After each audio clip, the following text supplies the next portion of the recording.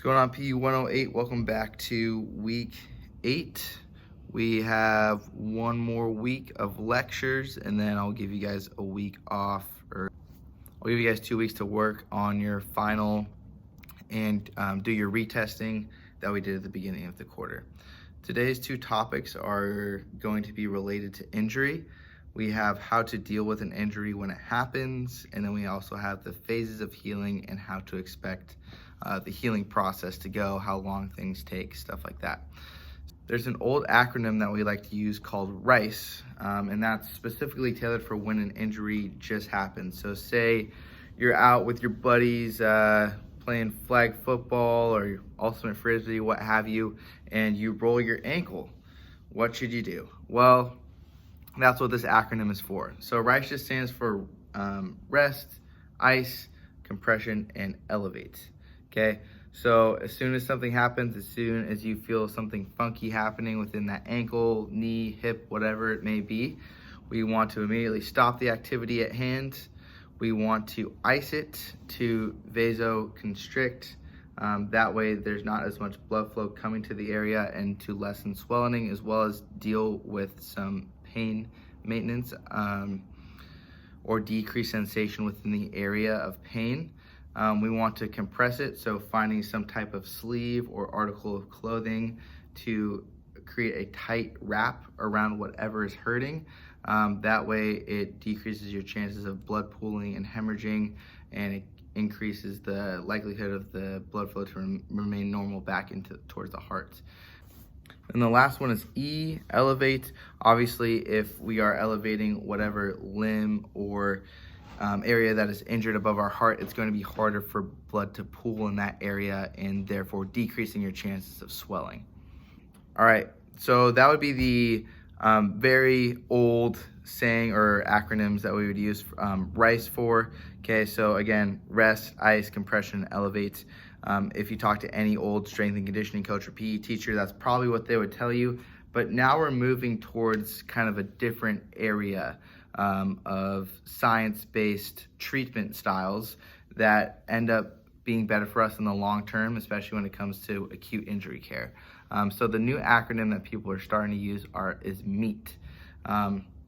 MEAT just stands for movement, exercise, analgesia, and T would be treatment options. So movement, especially, so say that you roll your ankle, movement is going to be especially important. If we just rest it and we're not moving that ankle, we're going to start to lose a little bit of mobility and flexibility within that ankle, as well as start to see some atrophy within the muscles around it and that support the ankle. So it's especially important to keep moving it. So example for if you did roll your ankle, doing ankle pumps, so forwards and backwards, side to side, stuff like that, would be a good example of movement while you are injured. They always say move it or lose it, right? And that applies to any type of range of motion stuff that we're talking about. Next one's gonna be exercises. So this will kind of play into the different phases of healing that I'm about to talk about, but exercises that correlate to strengthening the structures in and around whatever injury we are dealing with is super important, and that being led by a physical therapist or somebody that knows rehabilitation exercises is especially important.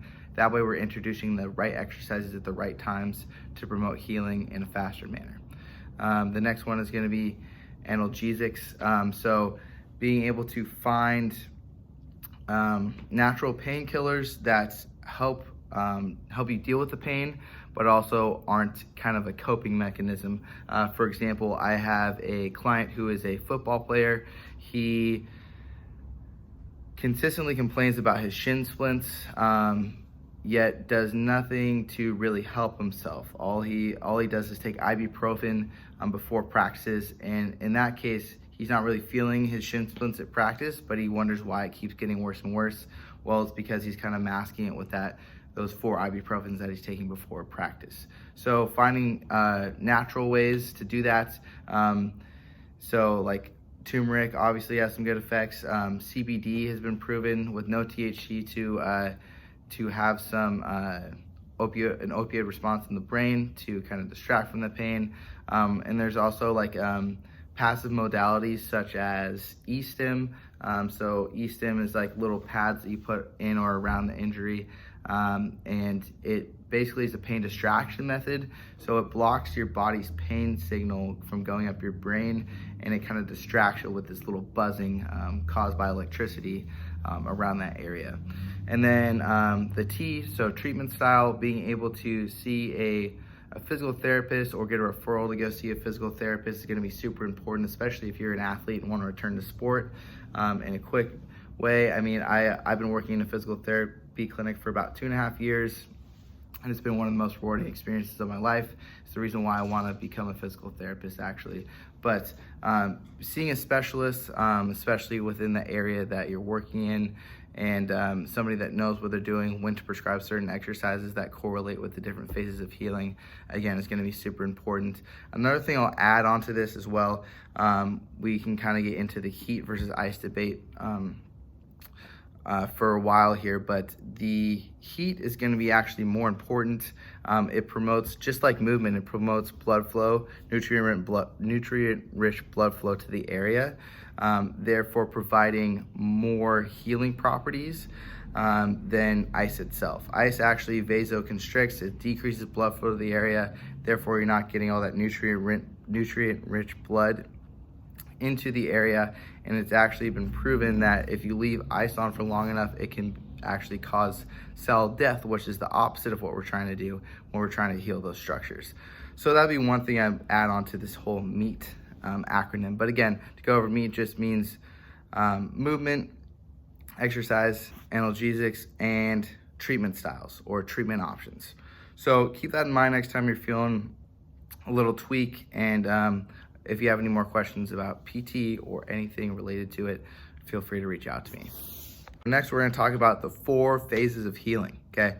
So phase 1 is going to be the acute phase. This lasts for 1 to 7 days, and we are really concerned with motion here, as well as promoting blood flow to the area and decreasing swelling. So little movements, like I said, heat. Some people will say ice if there's a lot of swelling, but again, we're not leaving that ice on for too long. But again, phase 1, acute phase. Phase 2 is going to be subacute phase. Lasts anywhere from 3 days to 3 weeks. Here, we're really focusing on making sure the muscles around whatever structure that is being treated are not atrophying. So we're still trying to keep those muscles moving.